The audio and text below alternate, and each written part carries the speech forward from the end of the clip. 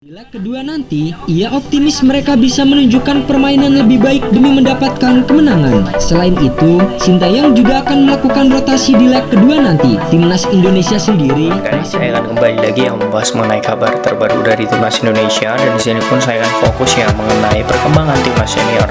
Ya, kita ketahui memang saat kita akan menghadapi Vietnam ya dan juga Filipina di kualifikasi Piala Dunia, memang ada beberapa negara ya seperti Malaysia dan Singapura yang memang menyoroti bagaimana penampilan dan juga skuad timnas Indonesia yang dikatakan ya menurut media tersebut itu sudah mulai berkembang.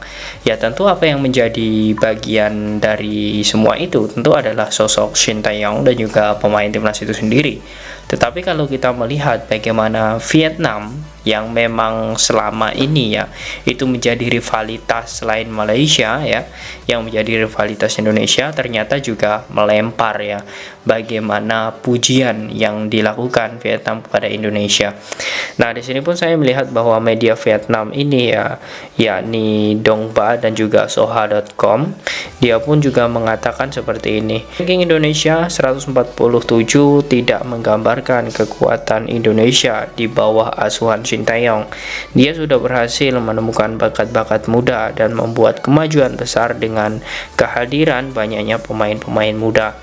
Nah, di sini pun saya melihat bahwa memang kita ketahui Vietnam di era Park Hang-seo dan juga Thomas Trauzer ini sangat berbeda sekali ya, dan kita ketahui bahwa apa yang dilakukan oleh Indonesia itu sudah di jalan yang tepat. Seperti ini saya melihat, walaupun ya peringkat kita itu 147, jika kita berkaca dari penampilan dari timnas Indonesia itu sendiri yang mampu mengimbangi Palestina, kemudian selalu menang melawan Krakau ya. Dan di sini pun saya melihat bukan itu ya yang menjadi patokan untuk peringkat FIFA, tetapi bagaimana track record Indonesia. Jadi wajar saja jika Indonesia memang saat ini peringkat 145, tetapi faktanya itu memang tidak cocok Indonesia di peringkat 145.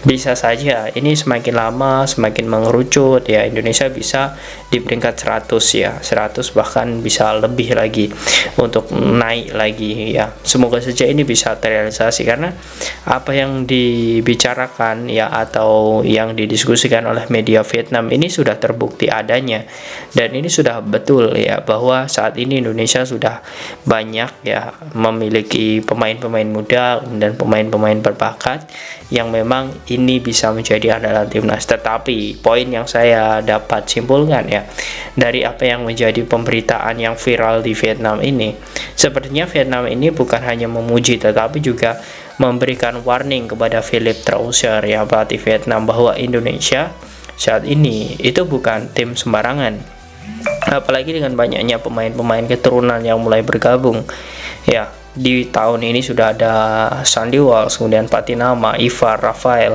Itu sebuah warning bagi Vietnam ya.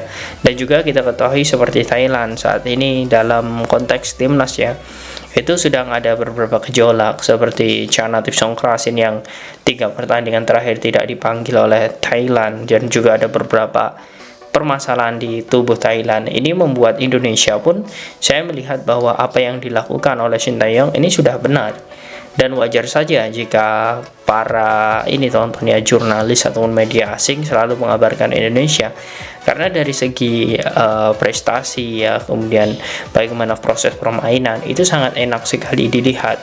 Dan kalau kita berbicara seperti ini teman-teman, mengapa ya media-media asing ini selalu kepo ya, kemudian selalu membicarakan Indonesia? Karena saya melihat seperti ini, pemain yang ada ya, pemain yang memang dimiliki oleh Indonesia dalam hal ini adalah pemain-pemain keturunan, itu bukan pemain-pemain sembarangan semua teman-teman ya. Saya membandingkan seperti ini, oke, kita ketahui Malaysia juga sudah banyak pemain keturunan ataupun pemain naturalisasi yang bergabung, tetapi mereka rata-rata itu bermain di liga domestik, di liga Malaysia ya.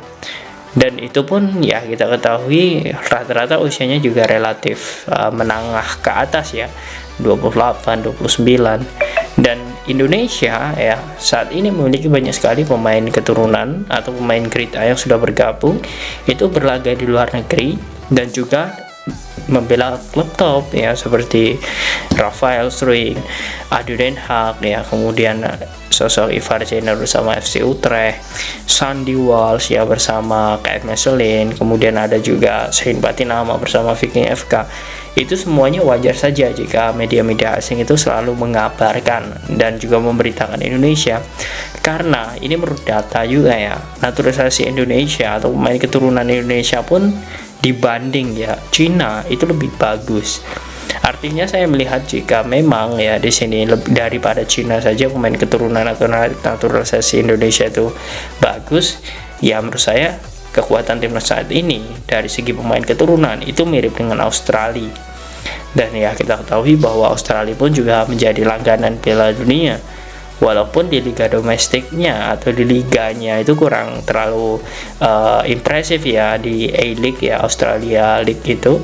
Tetapi saya melihat bahwa dari segi timnas itu bagus karena memang diisi pemain yang memiliki jam terbang di Eropa, membela klub Eropa, kemudian dia membela timnas Australia.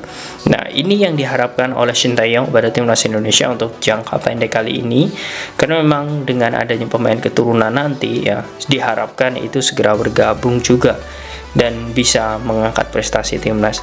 Jadi sosok seperti Justin Hapner ya, kemudian Max Hilger ini masih memiliki peluang besar ya untuk membela timnas Indonesia ke depan.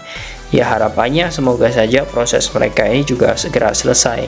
Apapun yang menjadi proses dari PSSI, semoga saja ya ini akan menjadi kabar baik, karena memang dengan banyaknya pemain keturunan, kemudian dengan banyaknya ya media-media asing yang mengabarkan Indonesia, secara tidak langsung timnas Indonesia akan selalu dikenal di level Asia maupun dunia berkat prestasi dan juga bagaimana ciri khas dari pola permainan yang dilakukan oleh Shin Tae-yong. Nah, bagaimana menurut kalian tonton dengan skuad timnas Indonesia saat ini yang memang dibicarakan terus oleh media asing? Apakah kalian yakin nantinya timnas mampu berprestasi dengan para pemain keturunan? Silahkan kalian tulis di kolom komentar.